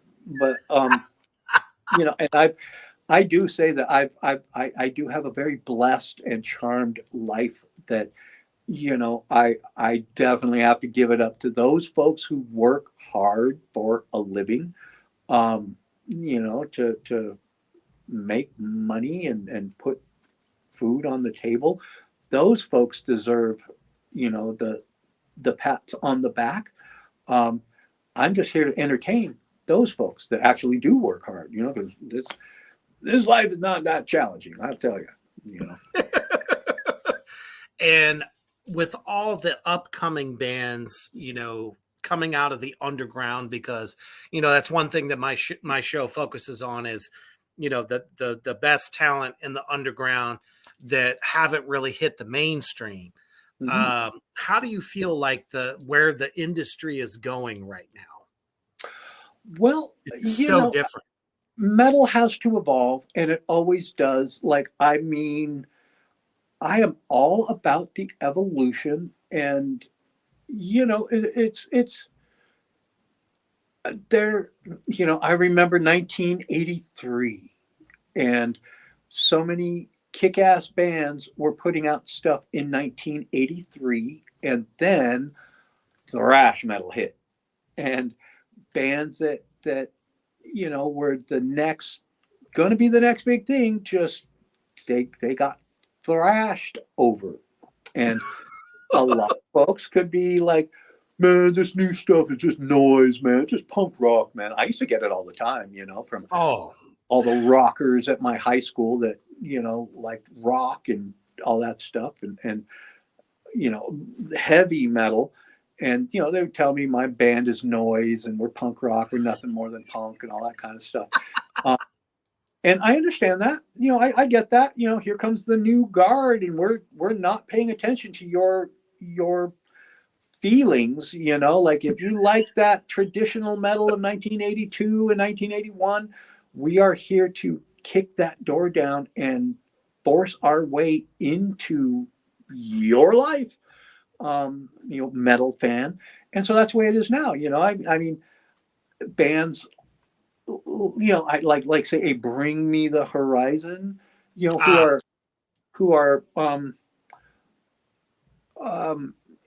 incorporating elements of electronic music. And a lot of the bands that incorporate elements of, I'm not being facetious here, boy band approaches, like yep. vocally, very much so.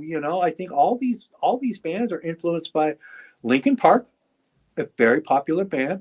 I hear a lot of Linkin Park in all of the latest bands, which, if you're a Linkin Park fan, you're like, great, the legacy lives on. Um, Kind of like and the metalcore stuff. Yeah. all that kind of stuff, man. It was very much that, and you know, electronic dance music. And but evolution is here. Evolution's here to be. I mean, it doesn't mean, uh, you know, it is. Are my projects going to keep putting out albums? Yes, we are. We're going to keep doing what we do because we have our audience. And a lot of, I realize maybe gosh, I don't know, Die Art is Murder. They're heavy, but like Bring Me the Horizon, or some of the other bands that might, you know, populate the top of the charts. A lot of their fans might not be that interested. Hell, Baby Metal is a gigantic band. They really are. Yeah. I had no idea. And just because you're into baby metal, does that mean you're into DethKlok? Absolutely not. I Right. mean, and there are a lot of DethKlok fans that might shy away from a baby metal approach, but it's all loud, it's all heavy, and that's one thing I will take today's music, even back to new metal and Korn and Limp Bizkit and bands like that. I will take that over the cheesy cock rock of the 80s, all the radio stuff, because it was heavy. All the Right. Korn, whether you liked Korn or not back in 98 or whatever, they were down tuned and they were trying to be heavy. You weren't hearing, um, you know, songs about partying or whatever, just all the 80s cliched that was challenging, you know, Yes. Very in emotional. the 80s. Yeah, it was a challenging kind of music to like. I was not into the cock rock of the 80s at all. The commercial, rock dude, The ooh. glam era. What's that? Yeah, yeah, glam. Yeah, all that stuff. Not my scene whatsoever. And ironically, I liked all of those bands when they were in the clubs. I saw all those bands from LA when I was a 13-year-old, 14-year-old. I was just talking to my tech Jeff yesterday. I was like, we were talking about the whiskey. My tech Jeff, Hmm. he's the house monitor man at the whiskey. And I said, the first time I was at the whiskey was 42 years ago this week. I saw Damn. Rat on a Wednesday night on October 28th, 1981. Um, and there was maybe 25 people there. But I had just seen Rat a couple of weeks earlier opening for Motley Crue with the Troubadour. And Rat, I thought, blew away Motley Crue. They were heavy. They sounded Right. like it was Metal with a purpose. well, to a degree, but it was they were more influenced by Judas Priest Yep. than pop music. Like, I remember a few months later, not that long later, that song Mob Rules came out by Sabbath, and that opening Yeah. track, Turn Up the Night. I was like, this riff sounds like that Rat riff. You got it. That I saw, them playing a couple of months back, kind of thing. So Rat was heavier than You Think You're Tough or whatever, Round and Round or whatever their stuff was. I like all these bands. Dante Fox was a speed metal band. They turned into Great White, but they were straight ahead rock, straight ahead metal that was closer to Accept and Judas Priest than you know their blues era. So, um, but when all those bands became real popular, and then that kind of music was the the represented heavy metal, that's when I was all about thrash metal. Like I Yep. said, oh gee, man, I hate that music so much. I cannot wait to destroy it. And that was me being And that 16, you 17 did. year old judgmental little kid, but I'm not going to turn around these days and say this new metal sucks because it's just a bunch of noise. No, Well, you're going to find good stuff. And yeah. And, yeah, some of it it seems like not be to my today, taste, but I won't discount it because maybe I'm not a big fan of the actual sound. It's all valid. You know, there are a lot of bands that are getting quite popular now that I'm like, I don't quite get, but I'm not going to disparage them. They're following their passion. They're following their love. They love the music that they love, and they're writing the music that they want to write. That's my story right there. So I'm not gonna tell anybody your band's terrible kind of thing.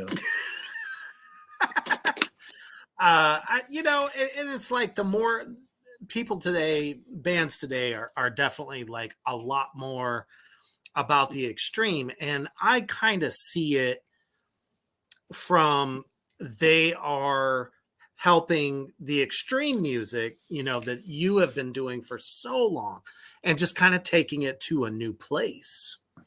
And that's okay because of evolution. which is something that we've seen you do throughout your entire career. Um, and I have my favorites. I have my favorite black metal bands, death metal bands. Grind can for me, like grindcore is Sure. kind of hit or miss for me. It just really depends on sound and overall, how it makes me feel when I hear it. But I mean, shit, I'll always take a good Dark Angel record or a Death album Darn tootin'. over a lot of what comes out today. And that's not me dating myself. Yes, I'm going to be 47 this year, but I don't give a shit.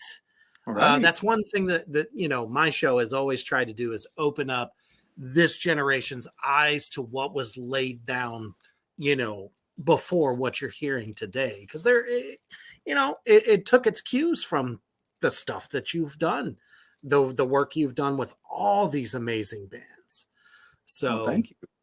absolutely. And it's definitely time for the shameless plug. So what are some of the things that you got coming up?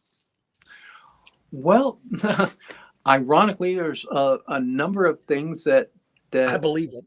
I can't talk about yet. Right. There is a massive project that I and a number of other musicians are involved in, and that project will be announcing itself in April of 2024. Oh man. The album is done. The album took about 3 years to complete. Woo!